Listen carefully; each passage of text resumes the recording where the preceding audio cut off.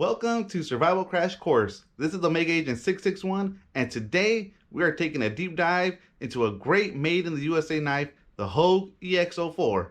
Let's get to it.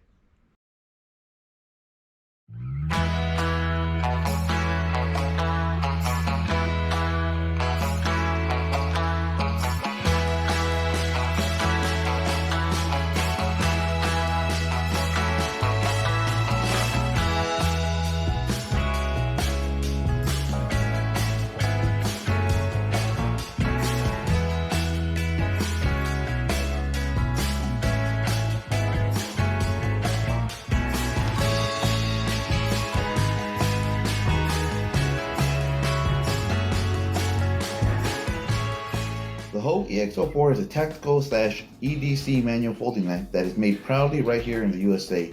Its overall open length is 8 inches, and 3.5 inches of that is a black Cerakote covered modified Wharncliffe blade made from 154 cm steel. Not too shabby. The handle material is a really cool blue G10 pattern that Hogue calls Lava G Mascus. It's a layered pattern that is nicely contoured and feels great in the hand. It weighs about 5.6 ounces and comes with a nice padded case that zippers shut. This knife is an Alan Eleshowitz design and has some really cool details. The first thing that struck me was the modified Wharncliffe blade. You ever see a Wharncliffe with this kind of belly? Definitely not a traditional Wharncliffe shape. I'm a huge fan of the Wharncliffe. I think they're great for all kinds of knife purposes and are usually wicked sharp. The EX04 doesn't disappoint in that regard as it came out of the box hair shaving sharp. Trust me, this knife will make your skin smooth and soft. The knife also has dual hollow ground bevels, which look great in my opinion.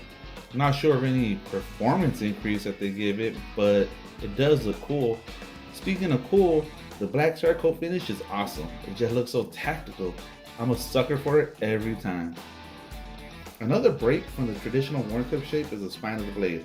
It swoops up in a dramatic Batman style shape, and I could definitely see the bat use something with this much flair. To finish off the extra design features on the knife, the thumb pegs look like little layered circles and are color matched to the hinge and plunge lock of the knife to give some contrast to the black and blue scales. Speaking of the scales, the G10 scales are also super cool. The blue lava G Mascus pattern has hints of like a yellow greenish shading I was not aware of when I ordered this bad boy. To keep things light, the entire handle is made from G10. No steel or aluminum frame hiding in there. Despite the seeming lack of structural support, the handle feels strong and never felt wobbly or exhibited any flex that I was aware of. The knife clip has a neat spoon shape that works fine and is also finished in black. I'm not sure if it's just black paint though or black Cerakote. I'm leaning towards black paint as it's rubbing off of the edges pretty easily, but I could be wrong. The EX04 is set up for right hand tip down carry only, so keep that in mind lefties and tip up carry peeps. To round out the handles, a small lanyard hold is included. Overall, the knife feels good in the pocket, doesn't take too much space, and hasn't chewed up any of my pants. The locking mechanism on the EX04 is described on Blade HQ as a plunge lock, and works really well. With a little bit of practice, you should be able to flick the knife open and shut with one hand rather quickly. That's great for you tactical crash coursers that can't have automatic or assisted opening knives, but want something that can be deployed quickly. To reinforce the lock, a safety has been added that is located next to the button lock. The safety slides a steel nub over a section of the button lock, prevent it from actuating. Simple yet effective. The lock is impressively strong in my experience, and I even batoned on it once during Thanksgiving. I was trying to make some kindling and start a bonfire before I realized what I was doing. Attention all you survival crash coursers out there. We should never baton folding knives. If you don't know, now you know. This knife has performed great, easily accomplishing all the cutting and slicing tasks I've thrown at it. As an everyday carry knife, I didn't use it to feather stick or chop branches, but I did use it on a variety of other common EDC knife tasks that a user would encounter on a daily basis. The unique shape of the blade took a minute to get used to, but once I understood how to use the belly, it's like rope and paracord with ease. The tip was sharp enough to easily puncture into clamshell packages and cut things open. There was no jimping to be found, but grip was not an issue as the contoured handles were well designed and include a nice texture that I didn't really notice until my hands got slick. Then it was apparent how well designed the handle is. I wish I would have had this on me when I caught a rainbow trout. to see how it would have handled the trout knife. I'm confident it would have worked great. Overall, the performance of this knife was really good. Thumbs up for me. I'm super impressed by the build quality of this knife.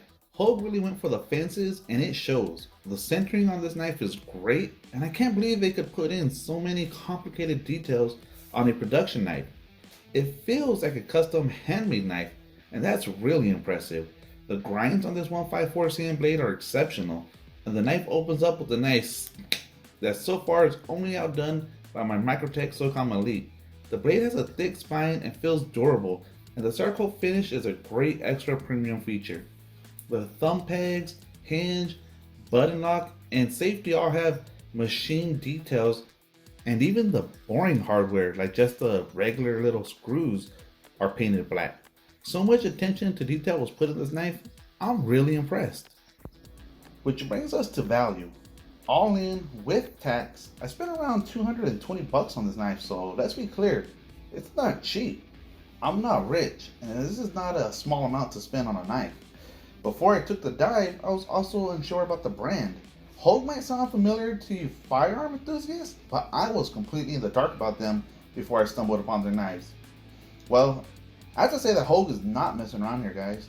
The knife is so worth the price, and honestly, with all the extra details and premium features, it should cost more. 154cm steel is no longer considered a higher end steel, but I have no complaints about it at all. I still consider it an above average steel. It's tough, has great edge retention, good corrosion resistance, and gets razor sharp. I love it. You won't hear me complain about the choice of steel on this knife. Rounding things out on the value front is a warranty.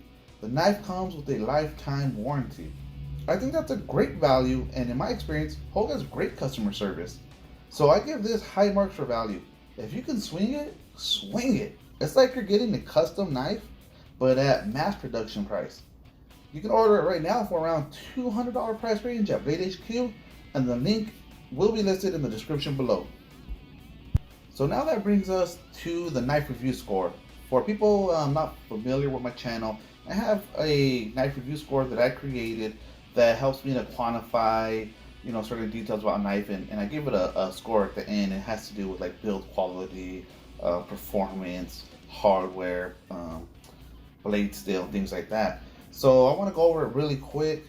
The Hogue EX04 is a modified Wharncliffe, and highly unusual Wharncliffe, with a suggested use for EDC and tactical. So these scores reflect this suggested use. So on the steel front, I love the 154cm. It's a good steel, but it's not considered a premium steel anymore, and it's not a super steel, and this knife is pricey. So I gave the steel a 5 out of 10. I love it. I don't have any complaints about it. It would have scored higher if it was a pricier steel, or the knife was a little bit cheaper. But it's great. It's a great steel. I love it. The next category is handle / scales. I love the handle. I love the contouring. I love the G10. I love the design. Overall, it's a great handle. I could wield it well. The pocket clip doesn't burn into my hand, anything like that.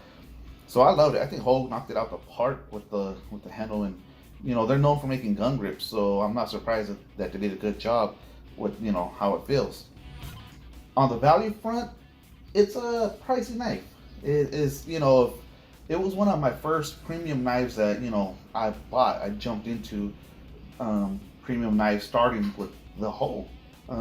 I usually picked up knives from Big Five. Like, give me my $20, $30 Kershaws, I'll be happy. Give me one of those Walmart SOGs, and I was happy. And when you start wanting to step it up into better quality knives, Hogue was what I, jumped into. It has a lifetime warranty. It's made in the USA. It got G10. It got Cerakote. So overall, it does have good value, but it is pricey. So I gave it a 5 out of 10. The next category is centering / build quality. I feel like they did a great job on this knife. The centering is good. The build quality is nice. The grinds look right. I gave it, 3 extra points for build quality. I also gave it extra points for the Cerakote coating. I love Cerakote. I love the flat black. It's so tactical. It's one of my favorite things that you can put on a knife. I even gave it an extra point for hardware. It doesn't have like titanium hollow pins or anything like that, but all the hardware is, it's machined. It has a detail, little layered circles or little layered steps on the safety, and even like boring hardware that just screws to keep the scales together are painted black. So I give it the full extra 5 points on build quality, coding, and hardware. The next category is performance. It did a great job. The knife is razor sharp. It cut everything. It was a little weird at first because the shape isn't a conventional Wharncliffe.